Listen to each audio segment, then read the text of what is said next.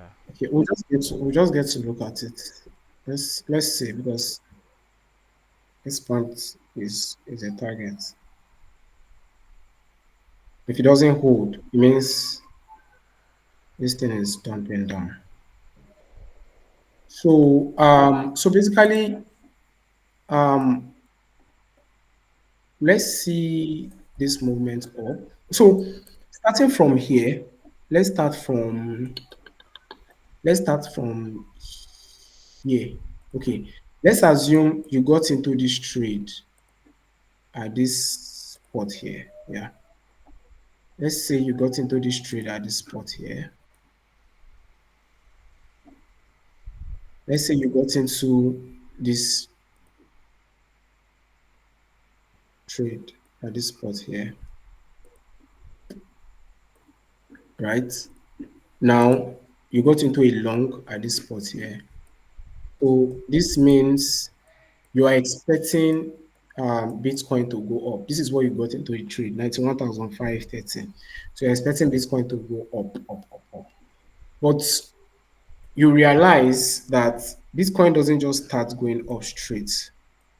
Yeah, it tried to. Let's go to lower time frame so that we see exactly how the move played up. So you see, it went up straight from this point you got in. It went up straight, right? Um,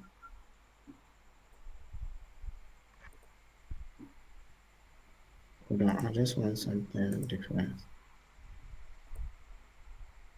Okay, I think up is better. So now it went up straight, then later it came down, you know, went up again, later it came down, you know, came down more again, before going up again. So the point there is inducement tries to you you have to go if you want to go up, you have to come down first. Look at this typical scenario. Look at this point here. Let's just look at this point, this spot here. Um, you see, at this moment here, at this moment here, you realize that this thing stayed here for how many hours? This one candle is 4 hour, another 4 hour, another 4 hour, another 4 hour. So, sorry, please, a moment, please. I want to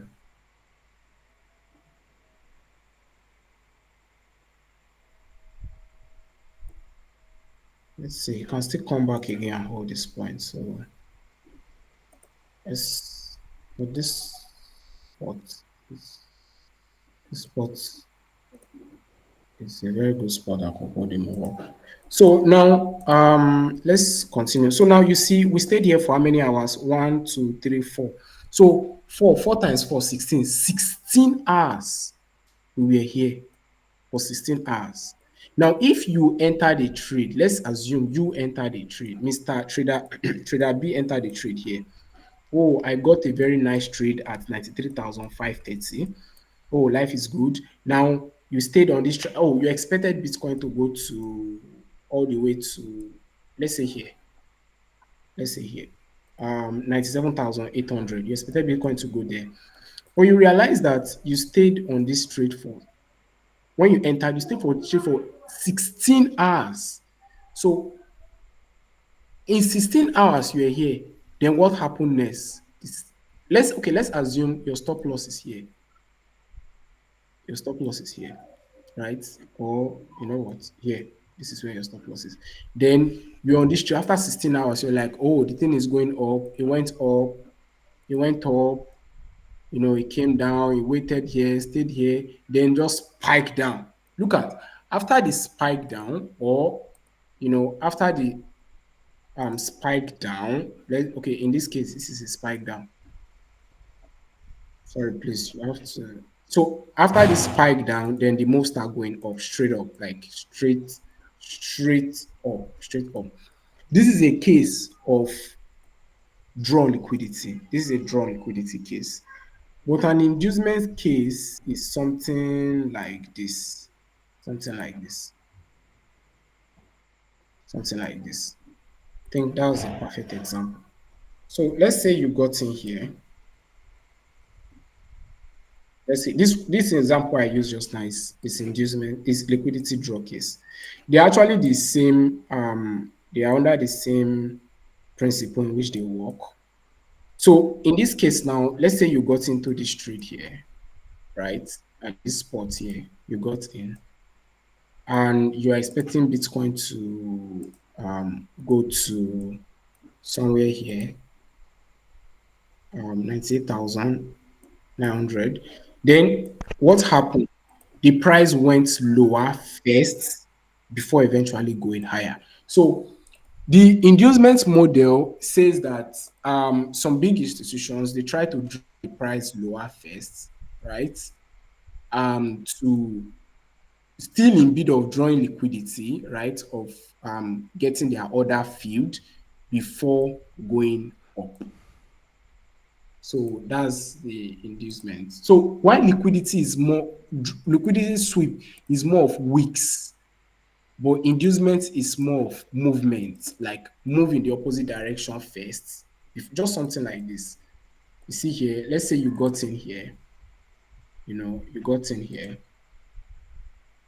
and so you see the way this move went back down here, there was an inducement, went back down here, you know, and a liquidity draw kind of here because of this spike, so people, their buy stops get hit, then before the move, ramp up.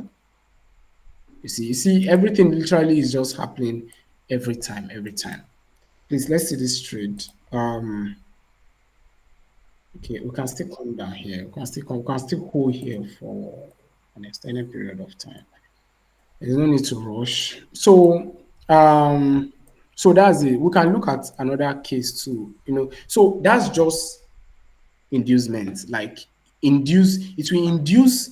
The point here is it will induce sellers that, like here, um, it will induce people to get into the trade, to get into the market. Like in this case now, in this case here, you see people will think, oh, look at this. People will think, oh, this thing is going down from here now. They'll say, oh, this thing is going down. This thing is going down. It's going down. So people will get into a short because it's going down.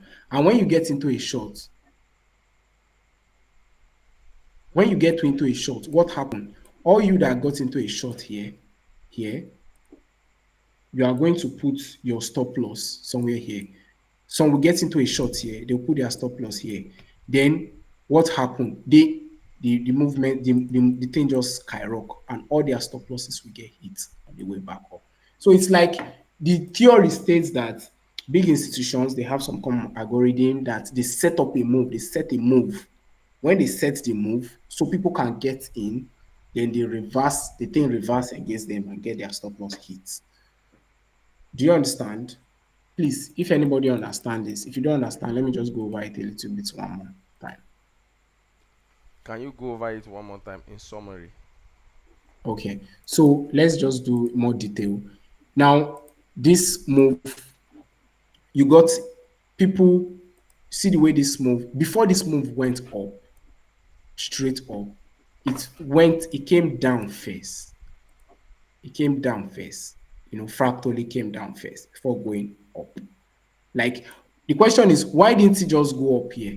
Why didn't it just go up straight from here? Why didn't it just go up straight from here? Why? Why does it have to come down below this point here? Come down here first before going up. Why does it have to do that? So that is where the inducement came in. So the inducement theory proposes that um, this movement down is triggered by institutions, from some of algorithm.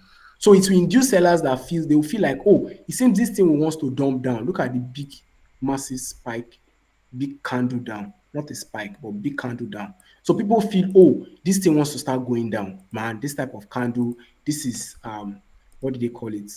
I don't know. They call it different names, oh, this is a big sell-off that just happened here with this candle movement. So they start getting into shorts. So let's say trader A got into this short. This is trader A, right? Um, Trader A, we got into this short, and the stop loss of trader A is here. The stop loss of trader A, for I'm just taking an example, is here. Stop of trader A is here. Um,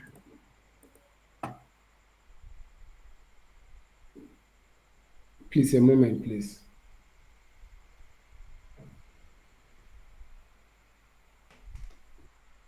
So the stop of trader A is here.